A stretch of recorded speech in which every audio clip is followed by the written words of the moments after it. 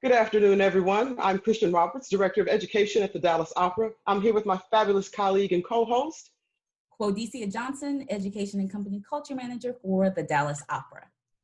and of course, we're coming through again with another episode of Taking the Stage with Kristian and Quo. One of the things that we've started doing and one of the things that we will continue to do is a land and people acknowledgement. So we want to take the time right here, right now in this space to acknowledge that we in Dallas are on stolen land. We are on the land of the Caddo, of the Wichita, and of the Comanche sovereign nations. Nations that faced horrible conditions, nations that faced genocide, that faced policy that supported the forceful removal from their land so that others can come in and claim it and settle the land. We want to also acknowledge that here in Dallas, we are on land that was built by stolen labor. People were stolen from their homes and brought here and forced into labor and enslaved. So we want to take the time to say that Dallas is not alone in this. The entire nation is on stolen land, built by stolen labor. But we do this to, one, acknowledge truth, to seek truth, to center truth, and then two, to also acknowledge that none of us created these conditions. These are conditions that we have inherited. And with that, we've also inherited the ability, the responsibility, the honor to connect, to heal, to help reduce harm, and to change the way things are happening going forward. So with that, I thank you for joining me for this land and people acknowledgement. And we also thank you for joining us today. I want to give a special thank you, of course, to the Dallas Opera and all the support from the staff there. And of course, we're going to give a shout out. You know, he's here today, but I'm going to shout out anyway to Mr. David Lomeli. Hey, David. It's so dope because every episode I'm like, hey, David. And then here's David. Hey, David. Oh, hi. Hi guys, it's been a little bit since I was with you here, and it has been just such a pleasure, and I'm so proud of what you guys have achieved, and the you know, the awareness now of our fan base and field and what you guys are doing is really amazing to see. So thank you for having me here again. It's great to be with you again, man. It's hard to track this guy down. This is one of the busiest people I've ever met in my life. Yeah, I do sing, and that's my workaholism mostly. So yeah. I get it. You know, we talk about the hustle and grind. We'll get into that in a minute, right, Quo? Right. So you are our very first guest on Taking the Stage, you know, and we dove into some things. We talked about some things that, you know, might have been controversial, you know, at that time, but now it seems to be the talk of the town or towns of the nation, right? Yeah. So I'm just curious, since, you know, you interviewed with us, I mean, what has changed since then? How have you seen things take shape? I know you have a unique perspective on this, considering everything that we've been through in the past 6 or 7 months, just in the nation, dealing with the pandemic, dealing with civil unrest. So I'm just curious, since our episode, that very first time you were on, what have you seen change? Oh, I think that we, you know, for our industry, it's a very, and I'm going to say this maybe very controversially, but it's a very exciting time. You know, I think that unfortunately, and it comes with a lot of pain, you know, like I'm not condoning this. I feel my people, my fellow artists, you know, and I hope that people that see me saying that it's exciting time follow through and like, you know, keep watching, and I don't get misquoted. Keep watching. We're right? Because of, unfortunately, the dramatic financial, like, you know, like hell that we are. I'm trying to find a good word. It's forcing us to look to alternative solutions. And those alternative solutions were already in the organizations, were embedded in between. There were people that sometimes were in different roles. The communities that are coming to the rescue are the non-traditional donor household too. You know, it's a very different thing. You know, it's only that even to my own journey myself, you know, that I have I don't know. It's like I took the what is it? I took the red pill for the Matrix. And the moment that we went into the experiment that was TDO Network, I think that all of us, our lives changed in so many different ways, because the moment that we were stuck here meant that physically we're here, but professionally we could be everywhere. Mm-hmm. Right? And so when you suddenly professionally are breaking the geographical mindset, it opens a part of your brain. And we have seen it, in the products that we do by video editing, the way that we're working now, all, that we normally upper houses have so much massive amount of expenses, let's say, just from the economic part of rent. And now we have proved that we can be mighty, that we can build almost 40 million people views channel social media wise, if we really do it with the same care that we do to prepare a season. Mm-hmm. That now we have reach, like when you put methodology, science, technology, devotion, and care into your operation, you're better weaponized, or you're better protected to these type of situations, to face the aspect that the opera house is also a financial institution. As much as we want to see it pro X, Y, and Z, still is a ticketing exchange that funds and moves everything, right? So when we see these type of things and we're more aware that that happens, I see it. I see my friend singers now are in union conversations and are in forums talking about the financials. They're educating themselves about taxes, Yes. about healthcare, about fees, about different like type of discrimination that has happened. We went through the Me Too at the beginning of last summer, and now we're going through like, who is gonna get us out of this financial like rabbit hole that we put ourselves there, but we were happy because we still had somebody throwing us carrot. Even if we were stuck, we were fine while still getting some food, right? Yeah. And so I think that is very for me exciting. I think also socially we couldn't hide. We couldn't have performances. Mm-hmm. We couldn't hide behind sales figure and gifts of the business as usual that, like, since so many times leadership wants to make a change, but X, Y, and Z donor situation prevented to change the operation. But because if we wanted to change the operation, that donor would withdraw funds. Guess what? That donor probably already got like withdraw the funds independently of the business move that we did, just because the economic of the portfolio is gone, or it has been reduced, right? So that has created a lot of liberty, because even in TDO Network, we are more representative of who we are as a staff. Mm-hmm. And as a human being, like group, than rather the institutional phase that we used to have a little more corporate. Now we have become more real, more raw, and that has paid out. So we all the theories that we talk in the opera conferences, at least from our side in TDO Network, it has happened. It has been proven.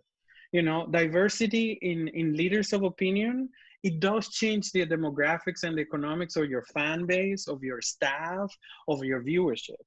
The alternative delivery methods, rather than email and post, are what are dominating the economics today in the digital revolution that is classical music and Facebook and Instagram, right?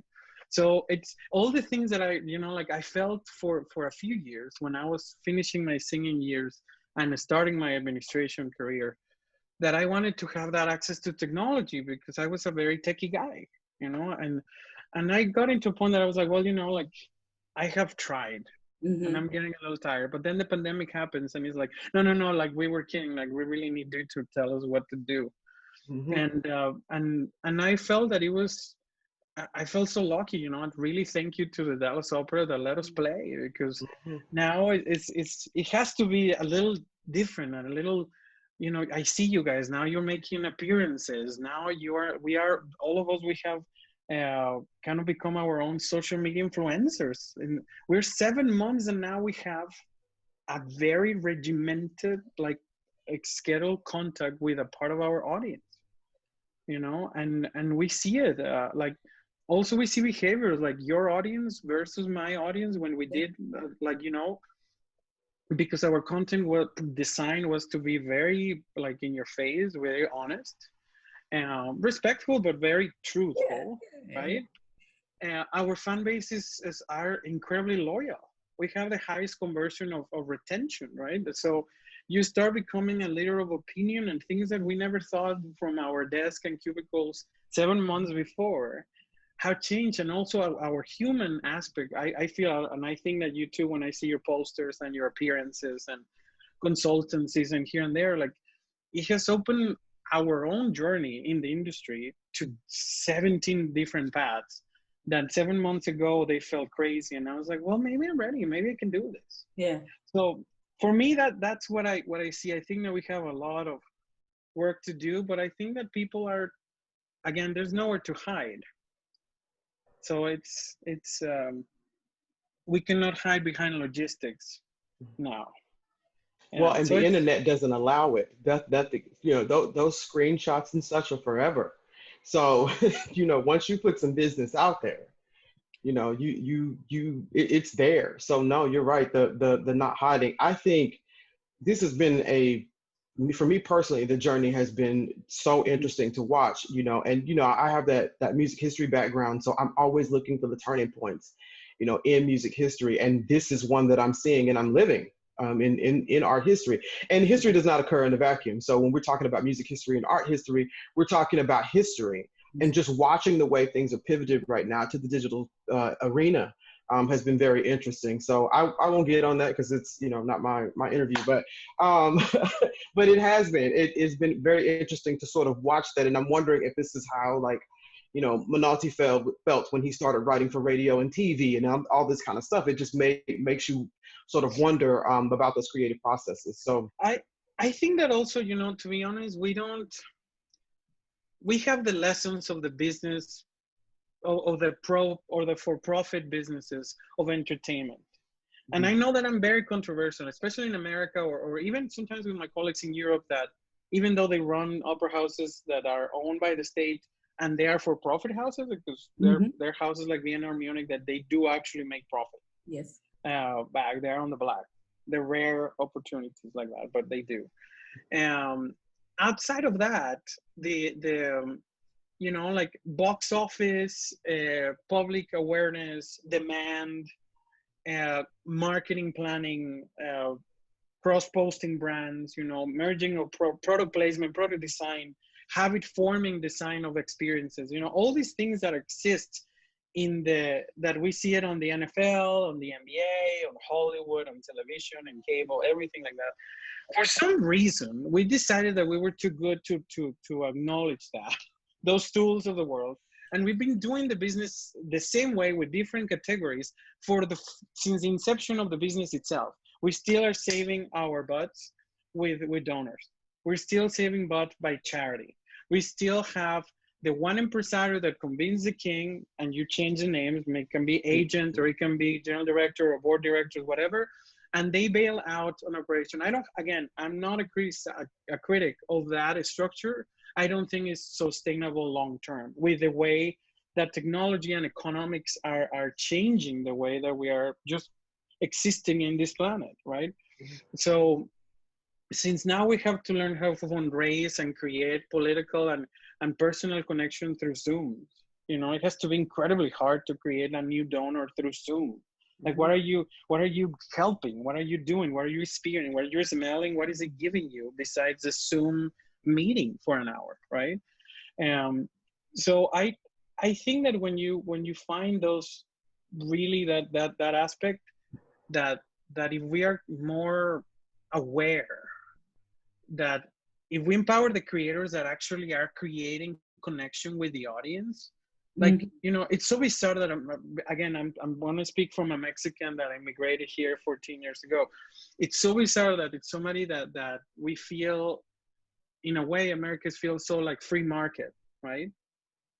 That the taste making, the recruiting, the pipeline, and the funding of who becomes a superstar in the United States of America industry is controlled by 9 companies on the planet and 4 management companies in the United States. Because if you're booking the major opera house in the United States and you're represented by one of those 4 firms, your perception of how good you are, not the price that you can generate at the gate, not the engagement that donors are paying to see you, is like basically the money that Chicago is going to pay more that person in order that that person would not be free to come to Dallas. So it's just like, no, I'm going to pay more so that person doesn't play with you. But that doesn't mean that me with X, Y, and Z casting versus his X, Y, and Z casting is going to make less or more money, right? The perception of the economics versus the reality of the economics of the industry are becoming now more transparent. Because as everybody understood now, is in 7 months, if the state just says like, we cannot play, everybody has legal structures to tell the performers and the audience that they don't have a choice.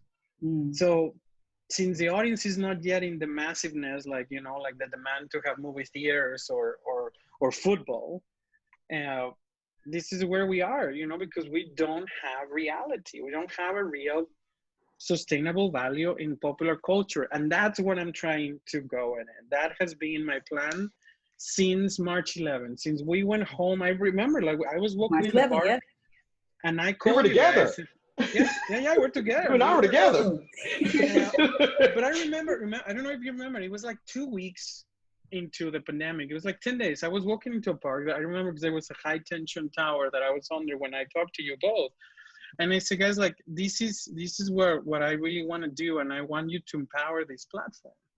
And in the beginning, we were responding a lot with a normal tension, you know, fear. I remember you telling me, it's like, oh my God, I'm going to get fired if we really say a lot of the truth. And now it's like, we're the crowning jewels.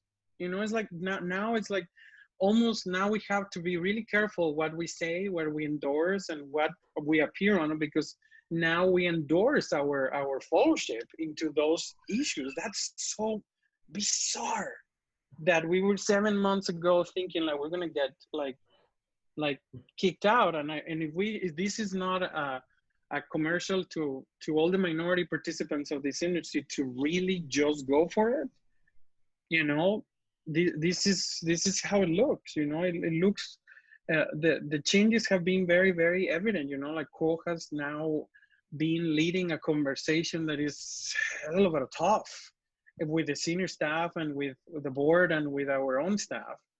You got promoted to senior staff, you know, like you have now your own director title, and I know that opportunities for both of you are changing, you know, and I have gone through my own branching of things. So I think that this particularly this mindset that is not easy. I had my days that are tough.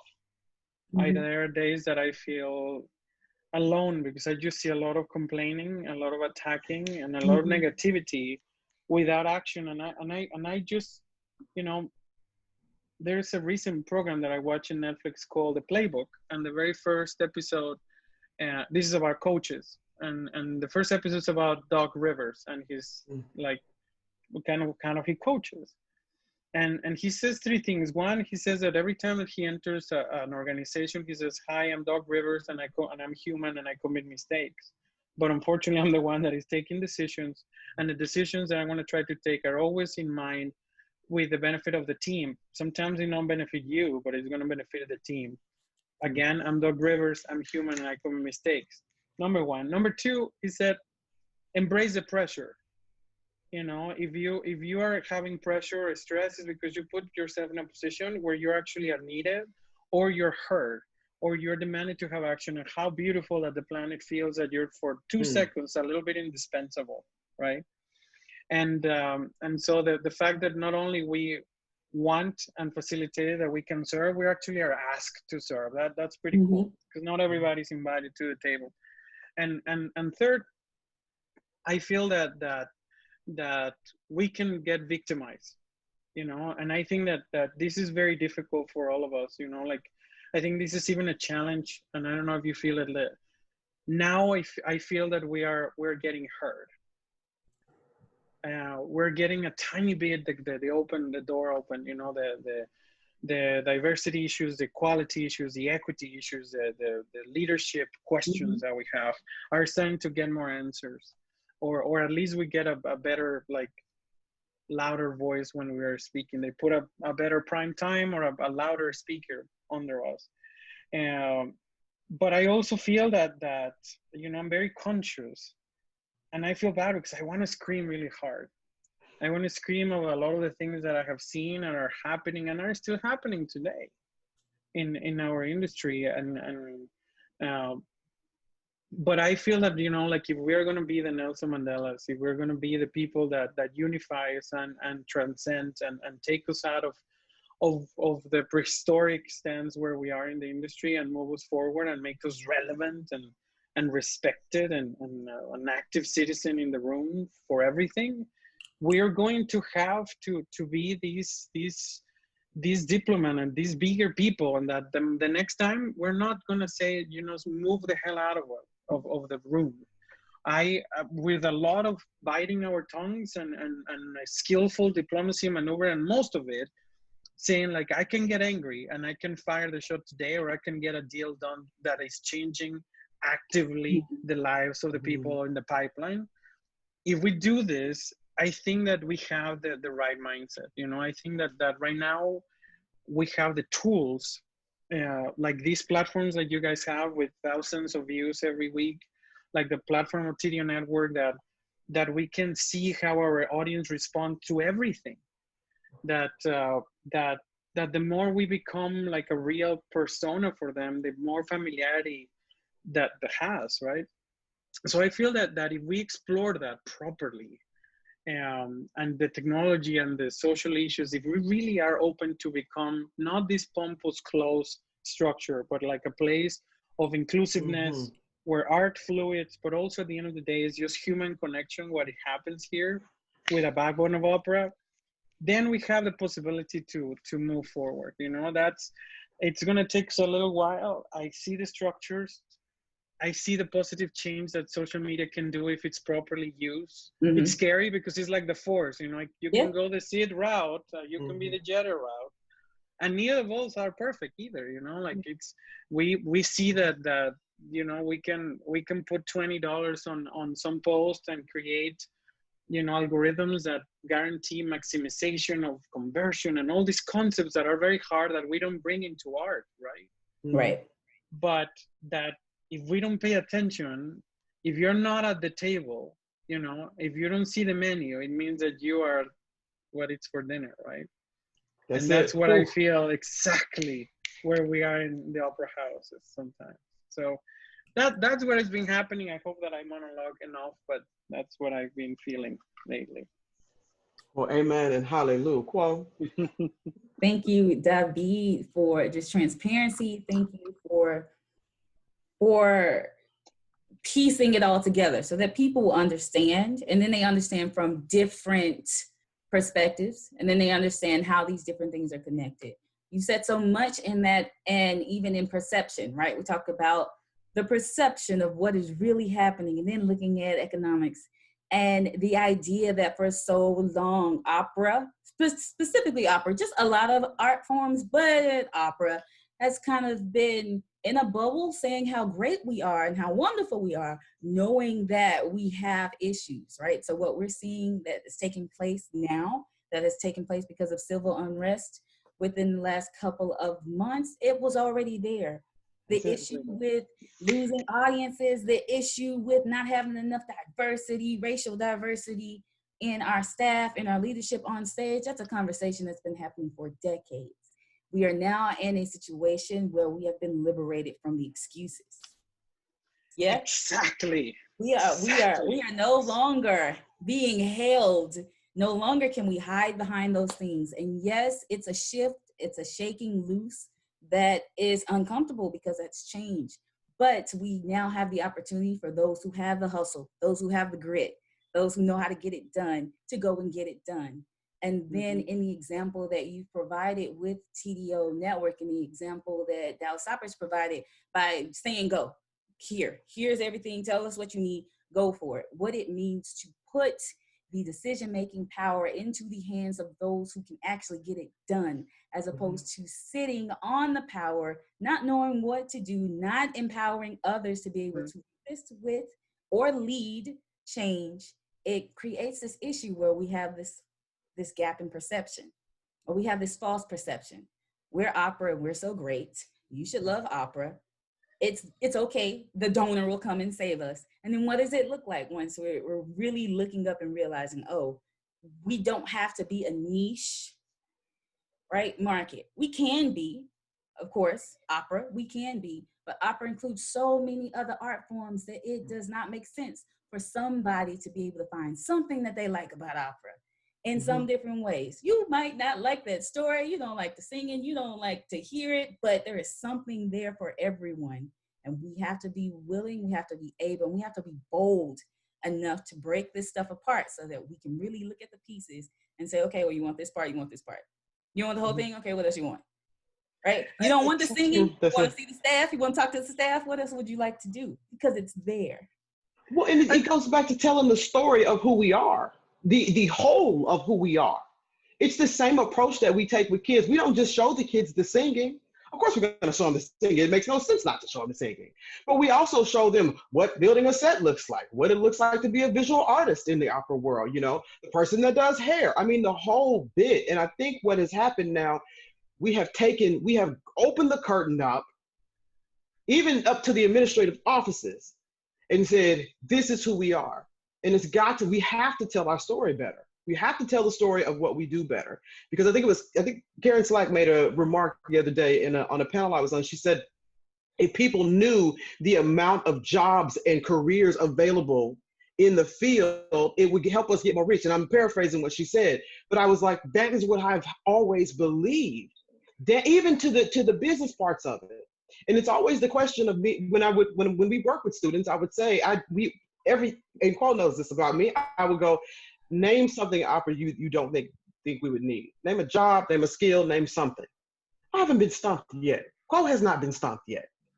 And it's because of all those pieces that we're breaking apart right now and all those things we're doing, especially right now using technology and social media. That's huge, David. That's huge. My hat's off. No, well, you know, but the thing is, you know, I'm very thankful for the chance, you know, like it has been an incredible like journey. It has be like a life changing for me and my family, you know, like because of the TDO Network knowledge and the reach and anything, like, you know, as our followers and everybody knows, like I'm kind of transitioning to a different role with the company by the end of the year as artistic consultant for Dallas and also for TDO Network, and but I will be mostly like also full-time in Munich. But because of these things, we also are, you know, like since again, you know, this is about what we have doing, like there's a lot of possibilities that had opened, you know, like I find that most of my content creators have realized that the new way of living in a way, you know, it's isolated at the same time because you have to be very dependent on your phone, but also so much more globalization, the people that you can connect with, you know, like I might get out here and you know, I'm in Plano, Texas. I'm if I get out sometimes with my Mexican like Day of the Dead shirt, right? Like sometimes some of my neighbors, they look me a little weird. And but if I post this picture in my Instagram, I get like, you know, just mere like people that are normally connecting with my lifestyle or whatever I'm doing, right? So it makes you feel a little more heard, you know, in that sense, and taking advantage to those things, you know. Again, I feel that opera houses, if you're a general director today, or if you're a chairman of the board today, if you're not thinking in beefing out with at least the equivalent of one production for a full season, a main stage season, and that is at least what you're destined for digital research lab formula, like that's an easy formula. You didn't know how much, I'm telling you. I promise you, I have seated now under a 40 million people view channel of social media between Facebook, Instagram, and Twitter and YouTube. And this is how it looks like. You need cash. You need investment to reap. I would also investigate, like ask everybody that it's in classical music, advertising yourself is not something that you need to be ashamed of. Facebook and social media are very dangerous in so many ways, but also are dangerous because the ad spots that are taken are being right now taken by every single kind of ads, right? Right. Mm-hmm. But also like flooding with good music, the world opera. We can also flood social media with great messaging. Mm-hmm. You know, with so you know, again, if you're an organization that used to spend $300,000 into your local paper advertisement per year, and I'm talking to a lot of the level ones, because you can go into any 990s and see how much they spend to the local newspaper. Again, I'm not disclosing, I'm just telling you that actually this is in the web if you guys haven't checked it. So if you're doing that, like, you know, a $5 post sometimes correctly used with Facebook, correct, and you need to of course learn how to do Facebook properly, and there's companies that are doing well, but it's way more economic, way more economic, you know, like it's $5 sometimes has promoted and has made that suddenly one of our shows appears in the news feed of somebody around the world, and suddenly you're connecting with people in the Netherlands. There's like two ladies from the Netherlands that tune to your show and my show all the time. Hi. You know, and like exactly. So it's those type of things, you know, that now I think that the moment of truth is going to start happening where when now that, you know, that there's about to happen, by November we're going to be in the heat of digital pay-per-views that are going to happen in classical music all over the world. Deutsche Grammophon has their system. I realized, by the way, if just a nerd tip for everybody that is listening, there's a new app that I love. It's called Nkoda, Nkoda, and they are like, it's basically Recordy, Baden Writer, Boosie and Hawks, like some of the biggest publishing houses. They offer a Spotify service of all their scores digitally, and you just pay like $9 and you can study. So you can see it in your iPad. So I study all the scores there, and literally 50 operas that I need to cast today, 49 the score was there. And normally, you know, that of course, you know, if you want the paper copy and you want to perform it, you have to pay all the rights, but just to at least to study the piece, Yeah.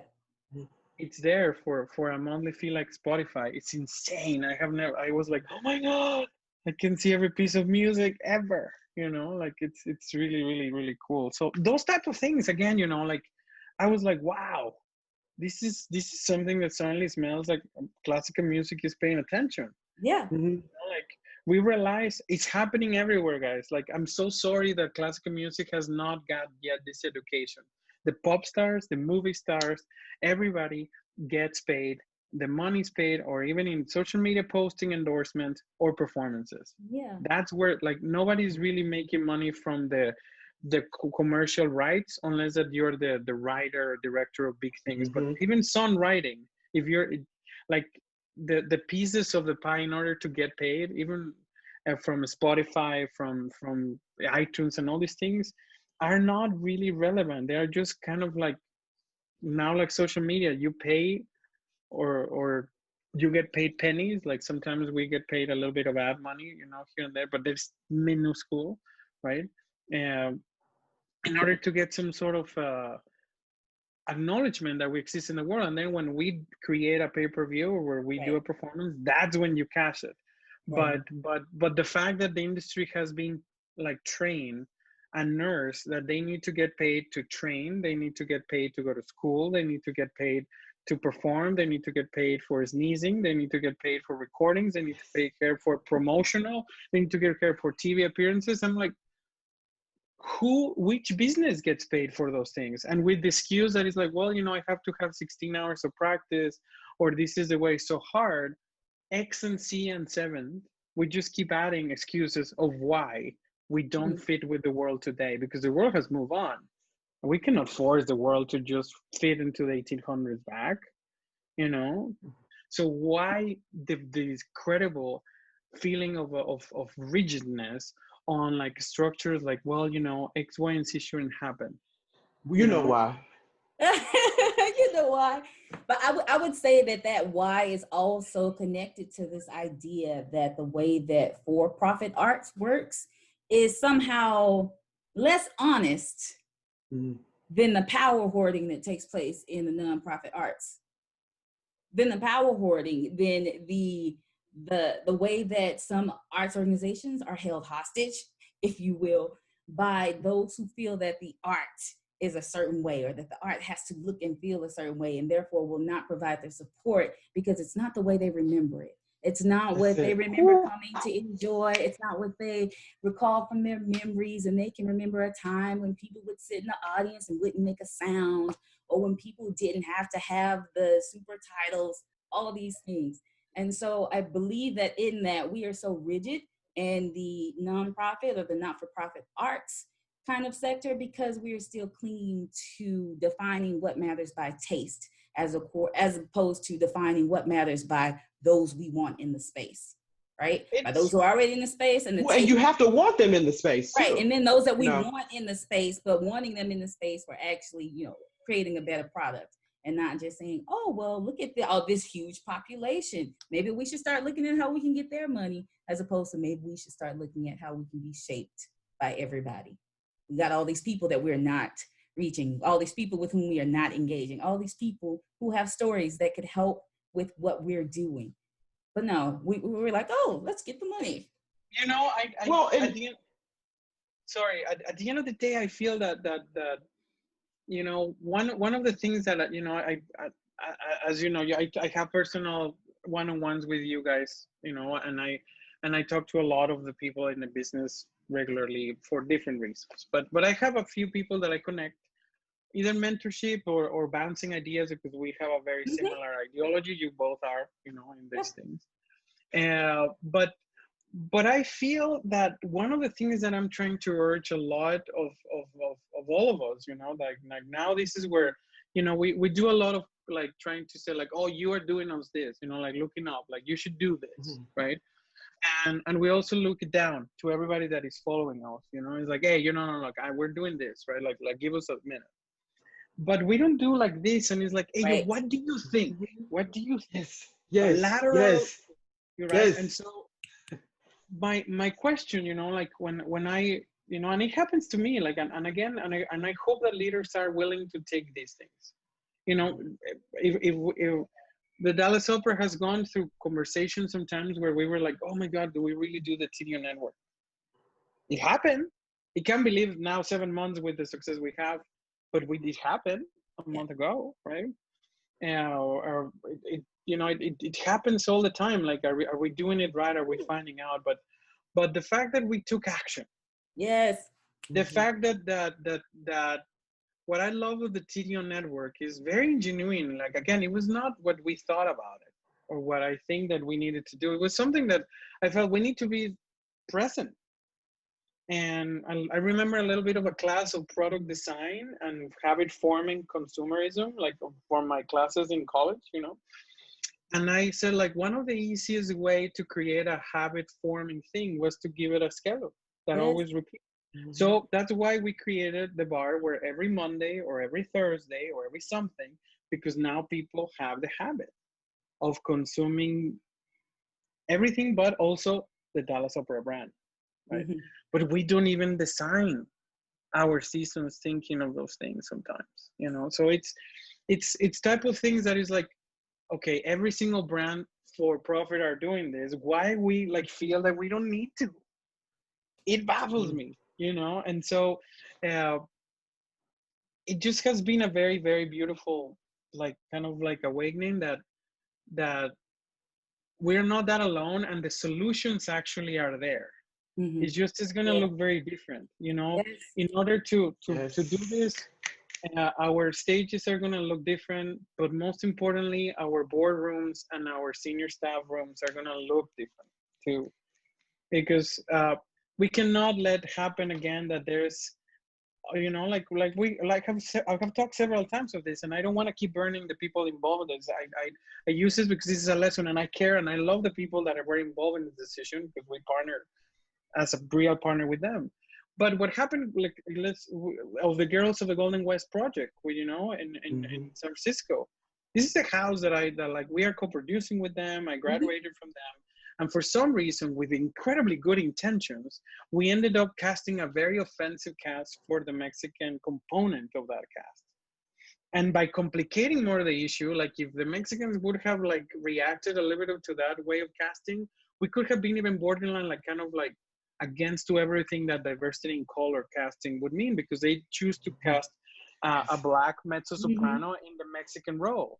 And so it was very controversial because they kind of did affirmative action, but wrong. Yeah. And why it happened? All of this could have been like reasoning if there was a Mexican in the crowd. He would say, hey guys, you know, like as much as I love you guys and as much as this is great, if we're going to portray a historical figure that there's a picture of her that looks like that, you wouldn't expect a Mexican portraying Martin Luther King, right? Right. So the same thing happens, you know, with Juana there, you know. So I'm like, why those things would be inconceivable for you when I say it this way, but right. it were completely professionally $1 million endorsed to do this, because the problem is you didn't know that you needed to ask. You needed to ask. That's it. Or that tokenism happens in many forms and in many ways, and it's not okay. Or that you need to always ask and not assume that just because you have experience that you are now an expert beyond reason.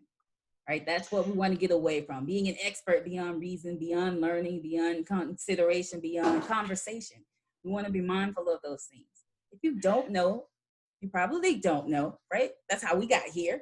It's okay. It's okay to say I don't know. Okay, because that's how we got here. It's a matter of who does, who is not in the room, whose story is this first and foremost. And then people can tell their own stories in their own ways. You have to have the humility, you have to have the strength, you have to have the creativity to be shaped by the authentic storytelling. Not this is my vision for your story about you without you. It doesn't work like that. I really think that that's the solution. You know, I think that is something that we don't endorse, you know, collective creative thinking. You know, we don't have jam sessions that are safe in our senior staffs or in our groups. We don't brainstorm properly where we can be safe, where we can be like, hey, I'm gonna throw this crazy idea, and if it doesn't bounce, if it's economically not viable, I'm not gonna get judged and get fired. Right. Because creative thinking, they have to have that liberty. Empower your creativity, empower your engines, because the opera right now is for the entrepreneurs, for the pioneers, for the investors, for the daring people that are willing to change every single paradigm that we want. We have to be diverse, we have to be digital, we have to be truthful, we have to be less pretentious, we have to wear what we really do every day so people can connect, because you don't connect every day with people on a talks. You don't get connect, like I'm all about the glam, but it has to be always in waves, you know. It cannot just be your default mode. You are now an entity of a global planet, you know, and I know that it was kind of like a weird situation, but it's something that it has to be very specific. And the more we think it, you know, there are certain things that it really, like, I was very proud of us, you know. And I'm going to talk about something that is very delicate for this group of trio, you know, like you know, as you know, like clearly I'm Hispanic, I'm Mexican, and I have my very, very love and hate relationship with American opera industry, for the things that have blessed me and for the things that have discriminated me or hurt me or scarred me. And so when the Black Opera Alliance happened, you know, and their manifesto, or I remember there was a meme for a very dear friend artist, young artist that I care, and there was a meme that this person did where there was kind of trying to be funny or cheeky, but there was a comment where it says, well, you know, all the houses are hiring the same people. They should hire local talent, right? And it was incredibly retweeted and reshared, and all the singers like, yeah. And I'm like, well, you know, this has no marketing business thought. It was just, this is not socialism in that we just have to employ everybody. There is a reason that you hire somebody that has 20,000 people as followers, because there's mathematical research that says that 1% of that reach is what it converts, like you can monetize, right? There is actually science and data. So first of all, research. The other one felt that it was like, here we go, the three of us in our private thing, and I'm making it a little public, but we are, we are diversity leaders with our own clan kind of representation at the table. But at the same time, we both want diversity, or we want we both know that it's enough, that we cannot continue. But now is how do we, like, we cannot just go again into into a situation is like just go away. We have to negotiate this transference of opinion, transference of power, sharing all those things. And I cannot imagine, like growing, if I always knew that I could get away with X, Y, and Z. Like, I never understood that Michael Jordan was a professor when I was in Mexico, that was a graduate of one of the biggest universities in the United States in geography. Because if I wanted to study anything that was not like money making in Mexico, like doctors or, like engineers or something like for business and accounting, my parents would say like, you're crazy. Where are you going to live from? My very first dream was to study history, but like there was no degree in history in my country. Right? Like, so if you live in a society that you can actually make a living by being a professor in liberal arts, God bless you. I didn't grow up on those ones, right? Those are my things, like those are my battles.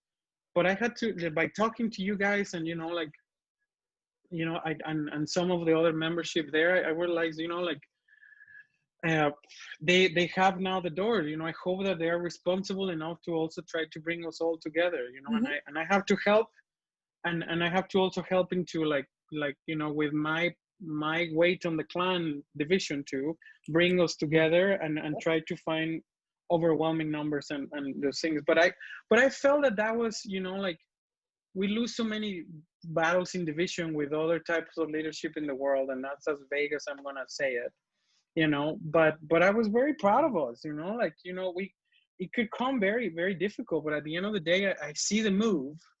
I see the change, and I do have my thoughts diplomatically and professionally. I think that there's ways to negotiate this to everybody's advantage very well.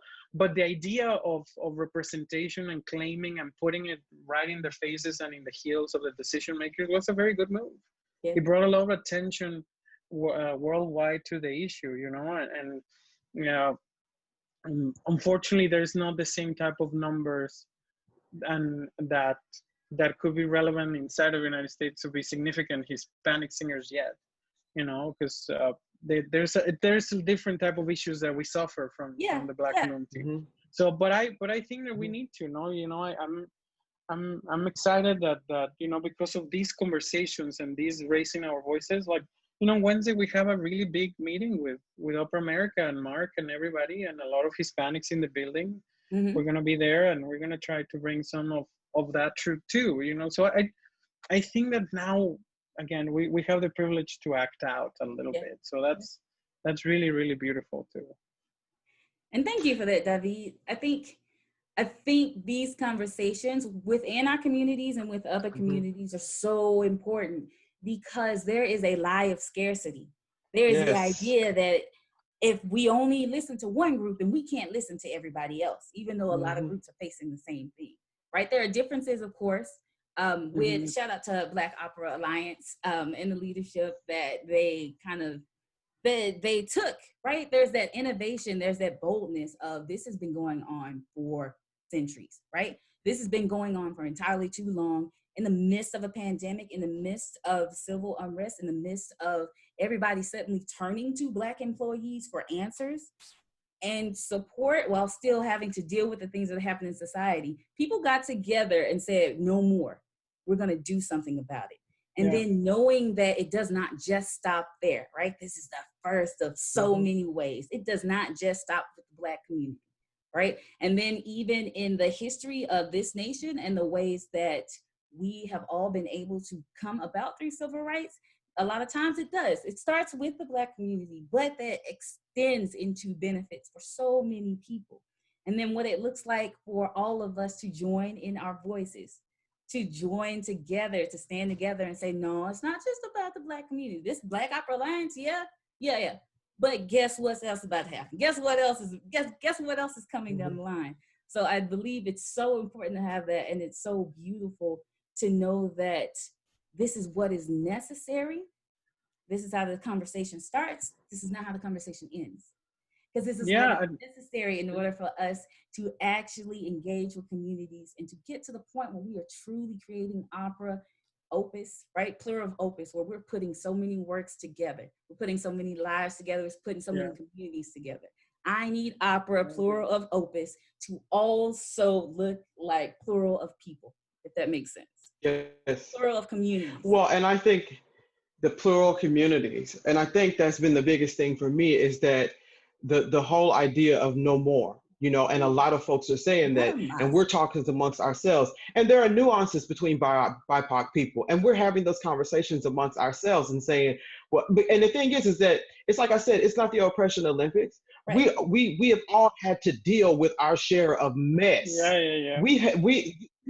This trio right here has been together talking about this for a very long time, trying to figure out how we were going to start revolution, you know?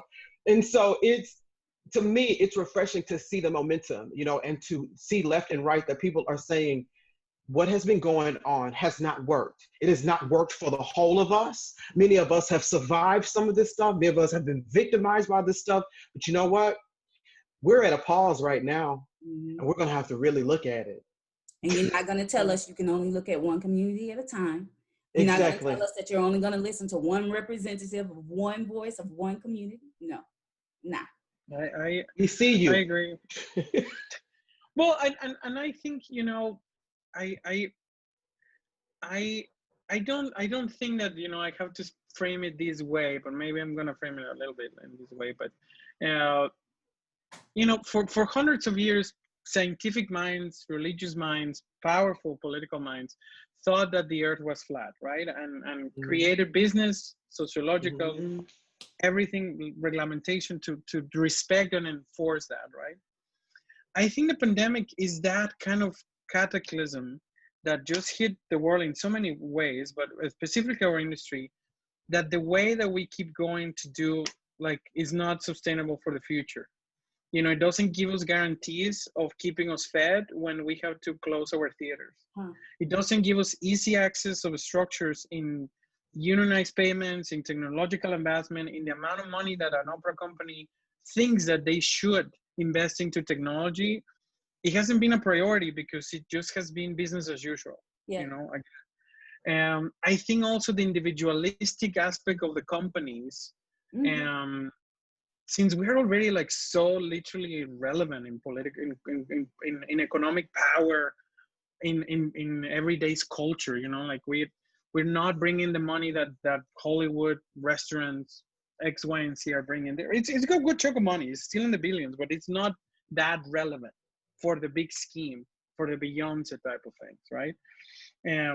Is that we need unified by numbers.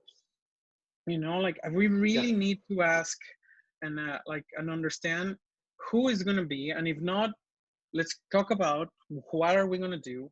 But we need to start thinking that it's not just the Metropolitan Opera, or it's not just the Dallas Opera, or it's just Seattle or Santa Fe. All of us feed from each other. Yes. Yes. You understand that? Like the more you sing, the more you conduct, the more you direct. I am in the phone every day hearing is like, well, Glyndebourne just hired this person and such in Chicago just got that. And then they're going to like, and it's kind of creating a narrative that I should want that, right? So then let's actually, since that is shared donors, shared trips, shared experiences, bragging out your rights in order for us to market a singer or a product, why don't we actually do it for sure? And we start planning the industry all together. Yeah.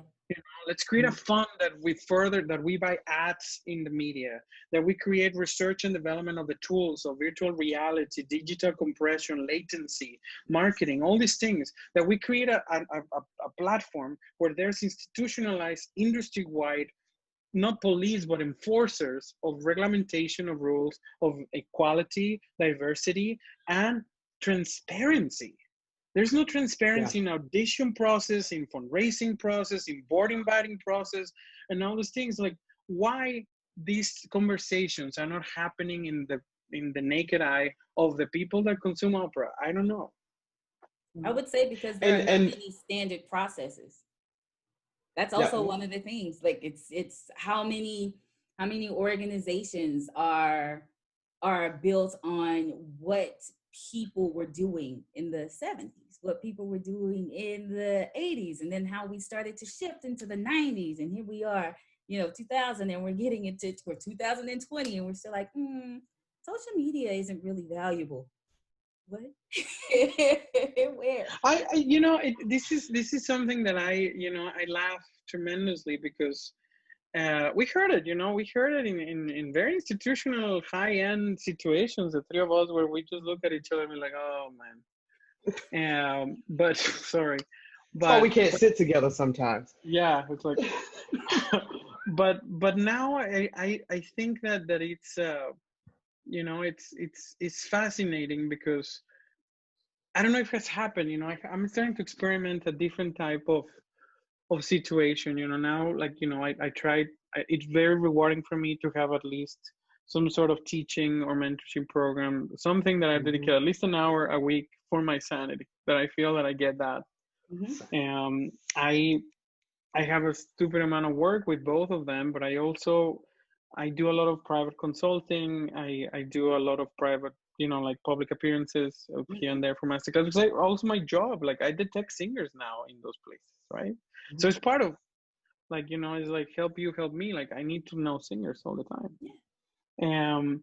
But I think also the entrepreneurial mind that big businessmen, they are owners of massive different businesses. Warren Buffett has shares on hundreds of companies.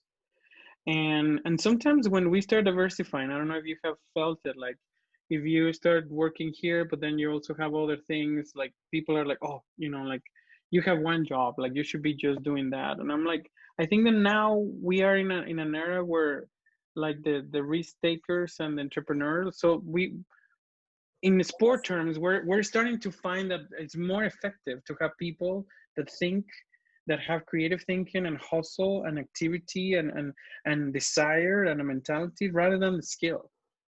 The skill has been now finding that you can learn it on the fly, but if you don't have that kind of thinking and that daring, it's going to take a lot. There's not a lot of even incentives to pioneer or to innovate in our own industry. In fact, we're kind of like giving a lot of rewards and prizes if we do exactly what has been successful for all the time. So it's a monumental change of attitude and mindset. I think that especially this group it's already with quite the road ahead on what we're doing. But I just hope that the more and more we are alive and we are doing our content and spreading the message, I see it. I see that you guys have worked really hard. You haven't really missed weeks here. Like some of the content creators have taken breaks and you really haven't. But it's also because of you. Like you are a very important part now of the institution, because you, and sometimes Emmanuel or some myself, but mostly your show is where the institution also says how we think as human beings. Like when we bring a certain reality touch of the glamouresque thing of working in an opera house, and that I have read like and I have been in conversations and you have experiences, where I'm in a forum, is like, oh, I love taking the stage, take on the stage. And I'm like, wow, they didn't know these people before, and now they know this, and it's so cool. It's so fascinating, that now, you're like, now you guys have fans. And basically you're fans because not only your brains and everything, but they're fans at the end of the day of your own truth and your own journey. And that, from the human aspect, that is what I love social media. I also hate a lot of it for so many things, but I love when it does for good. And I'm, again, we're running out of time, but I really, like, I wanted to go do a triple double shout out again to you guys, because what you have done is not easy. And you guys at the beginning of this, it could have been a tokenizing exercise. And so I'm thankful that you guys, like, really did it for sure and really committed to it. And it's a pleasure to see you guys in action. It's very, very rewarding to see you. there. So Well, it's always good to talk to you, man. We sometimes we shoot text messages, and that's about all we we get of each other. But yeah. I want people to understand, like, what you see on this screen right now are three people who have been talking like this, like we're talking right now. 3-4 years we've been talking to each other like this, just, I mean, having the conversations and trying to figure out what can we do even within our own positions of how we can make things better and how we can lead better and how we can make suggestions and all these things. And it's not always easy. No. It's not easy at all. Oh, but it's always good. But it's always good, and we always manage to find some good in it. And it takes time, and we don't always agree with each other. I mean, we'll be talking to each other, but everybody tries to see each other's point of view and go, oh, I never thought about it like that. And that is what it's going to take. That's really what it's going to take. You can have your arguments and all this kind of stuff and your numbers and your strategies, but if you don't get in the room and willing to have the uncomfortable conversations, David and I are like brother and sister at the audition table, and it's fun. But when you have somebody that has that much passion because they want it to be good and they wanted to get the best thing, it's great.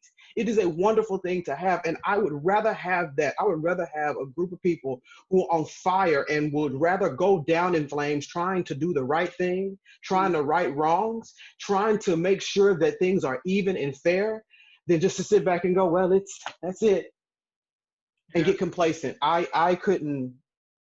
I don't know that I could work like that. I don't know if that I could work with anybody else. You know what I mean? And I have to give a shout out to our team back at TDO. Yeah. I mean, these are people who are on fire who, like, literally when we had to pivot, people were like, what do I say? He was juggling and grabbing this, but everybody did it. And you know, that has been the most refreshing part of this journey as far as I can see. And David, we had to have you here. We told you when you first came on that we had to have you back. I also have to give a shout out to Quo, because Quo lines everything out so clearly. She is structurally just so sound. She thinks things through. It is an absolute pleasure to work with her. And I have to tell you, just like I said, being in this space with both of you and this energy that we always create when we're together, it's so real. And I hope people, if anybody gets anything, it's from the start of this show. We've always said, you're gonna get what's real. You're gonna get an attempt to reduce harm. This is what you're gonna get. But we're gonna speak the truth. We're gonna speak the truth. But it's because everybody in here is so dedicated to trying to do things better, and make things better. So I have to give my own shout out to you both as well. No, thank you. I think that we, I'm again, in my field that it's very it's a little bit pat in the back, but like I also have seen like this group. We were already working really hard. Yeah. And now it's like, I don't know, guys, but like, it's like 20 hours a day because yep. But I also, it goes faster because I feel that now it's not only my artistic brain or anything, it's like my human heart is in everything that I do, because at the end of the day, I feel that I'm just trying to help us to be a more inclusive bubble, so I think that it's again, as I started, it's a complicated argument, but it is at the end of the day also the possibilities of a revolution and being an agent of change. I hope, I know that right now today, I don't know if recruiters are there outside watching this, but and I don't know how everybody is gonna like respond from this, but right now, if you're a company, if you're a CEO, if you're a firm that is searching for executives, I think that this is a moment where you can see actually leadership of diversity working to exactly what the boards wanted, expanding your fan base, reducing costs, bringing diversity, being social responsible, hustle, maximizing a profit, like all these things that you want in your business mind, everything, it has happened. Yeah. Like I again, I'm not tooting our own horn, but it is. We have proved it. There is a proof. There is a data. So now it's like the excuses. Now it has really, as you said, like there's no excuses because we have proved you that economically, financially, socially, Socially, yeah. brain Yeah. power, just work-wise, just business matters and manners and results have been overwhelmingly proving you that this works. So now, as you said, like the excuse is that's excuse, right? You know, Mhm. so I mean, it's really that's the one. it's interesting, and like I said, it has been an interesting ride. I do have to tell you, it has been, and just watching it, and I personally am excited to see how it continues and what grows from this. Like I said, the music history nerd in me has just been like, what's next? What are we doing next? Because it seems like almost every single day something else is happening and something else is moving, and so um, that's just just it's like I said, I know it's a tough time, and I know it's scary, and we're not going to sit up here and we're not going to pretend like it's not. It is very challenging.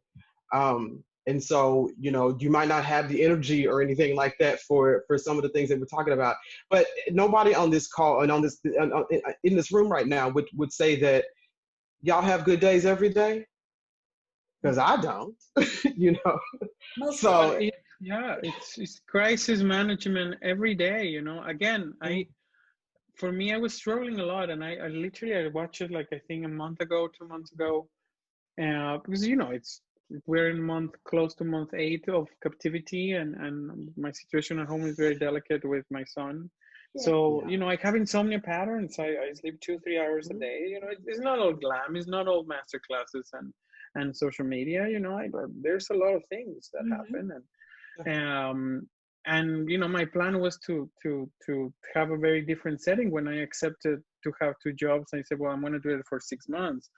I'm now on like month 18, and I don't know when I'm ending on these type of things. It's incredibly difficult to manage an artistic department of a respectable opera house.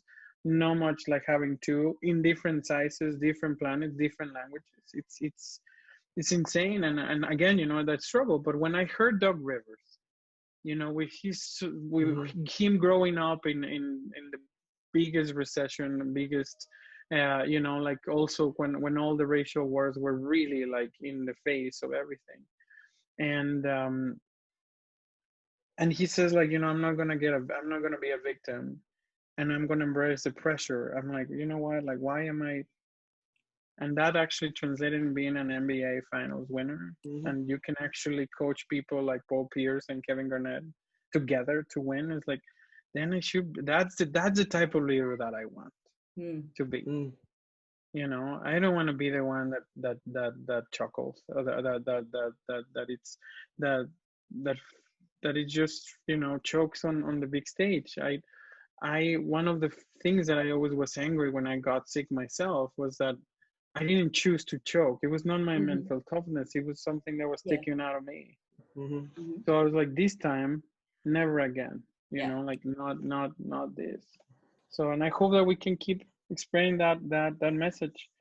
So again, thank you for having me here. I hope that we monologue great, and it's always a great time when I get to have my jam session with my sisters here. So it's good. This is about the time that we would turn over to Quo with positive notes. We've had a lot throughout of this, so I'm just gonna sit back in the cut and let her do her thing. Positive notes, as always. It is a matter of leaning into the creativity. I always tell staff that we are in a creative art form. We have a hole in the wall and we play pretend, truly. And all of the things that we built around this playing pretend, this telling stories, this bringing these things together, let this be our multiple work. Let what we're doing right now be our many works. Let it be represented by many people. Let it be represented by many experiences. Be bold, be creative because you are, and then be willing to have the conversations necessary to get to the core of what matters. Those conversations, they can be uncomfortable, but they should always be creative. The love is there between the 3 of us. The love is there. The respect is there. The honor is there. And the ability to listen is there. And from that comes so many other wonderful creative things that are missing in our industry. So know that you have what we need in this industry. You individually, you as an organization have what the opera field needs, but you have to lean into that creativity. You have to lean into that diverse thinking. You have to lean into breaking barriers and stop gatekeeping. We'll say that as well. Yeah. But then know that you don't have to do it alone. And that, again, it is contagious once you do kind of start on that path and once you commit to it. So those are my positive notes. All right, folks. I think we have our calls to action. Be bold, be creative, be brave, take risks. Innovative. Be innovative, do all of those things. So thank you all for joining us. David, thank you so much for being with us again today. We know it's hard to cram it in between two jobs, but my hat is off to you. Folks, we thank you for watching us. We thank you for your continued support. Shout out to the TDO staff and our leadership, of course. We very much appreciate you all. And we will see you all on the next round. Peace. Bye.